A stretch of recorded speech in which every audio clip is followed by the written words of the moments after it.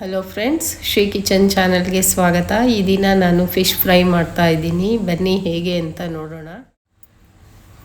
ಇದು ಟೈಗರ್ ಜಿಲೇಬಿ ಅಂತ ಹೇಳಿ ಈ ಮೀನು. ಈ ಫಿಶ್ ಫ್ರೈ ತುಂಬಾ ಚೆನ್ನಾಗಿ ಬಂದಿತ್ತು.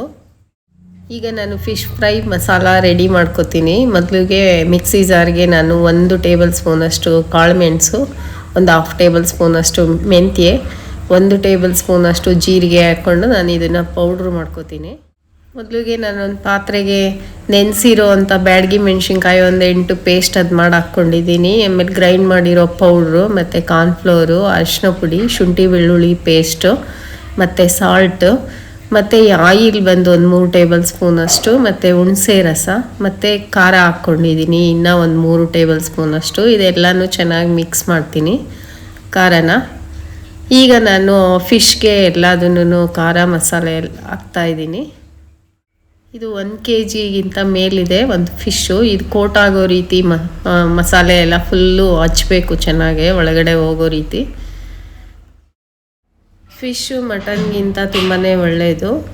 ಮಟನ್ಗಿಂತ ಫಿಶಲ್ಲಿ ಫ್ಯಾಟ್ ಕಮ್ಮಿ ಇರುತ್ತೆ, ಅದರಿಂದ ಫಿಶ್ಶೇ ಒಳ್ಳೆ ಫುಡ್ ಆಗಿರುತ್ತೆ. ಈಗ ಇನ್ನೊಂದು ಫಿಶ್ಗೂ ಅದೇ ರೀತಿ ಮಸಾಲೆ ಹಚ್ಚುತ್ತೀನಿ. ಈಗ 1 ಅವರ್ ಮ್ಯಾರಿನೇಟ್ ಆಗೋಕ್ಕೆ ಬಿಡ್ತೀನಿ ಫಿಶ್ಶ. ಈಗ 1 ಅವರ್ ಮ್ಯಾರಿನೇಟ್ ಆಗಿರೋ ಅಂಥ ಫಿಶ್ನ ನಾನೀಗ ಪ್ಯಾನ್ಗೆ ಫ್ರೈ ಮಾಡೋದಕ್ಕೆ ಆಯಿಲ್ ಹಾಕ್ಕೊಂಡು ಫ್ರೈ ಮಾಡ್ತಾಯಿದ್ದೀನಿ.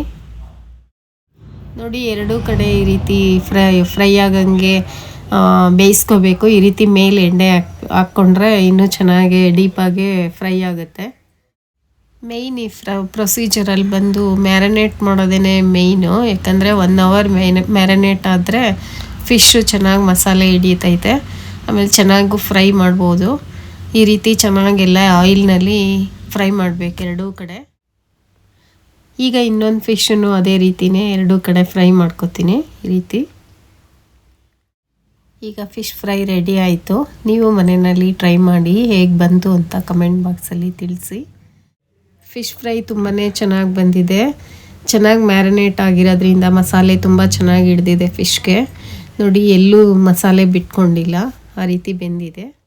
ನಿಮಗೆ ಈ ರೆಸಿಪಿ ಇಷ್ಟ ಆಗಿದರೆ ನಮ್ಮ ಚಾನಲ್ನ ಸಬ್ಸ್ಕ್ರೈಬ್ ಮಾಡೋದನ್ನ ಮರಿಬೇಡಿ. ನಾನು ನೆಕ್ಸ್ಟು ಹೊಸ ರೆಸಿಪಿ ಜೊತೆ ಸಿಗ್ತೀನಿ. Thank you friends.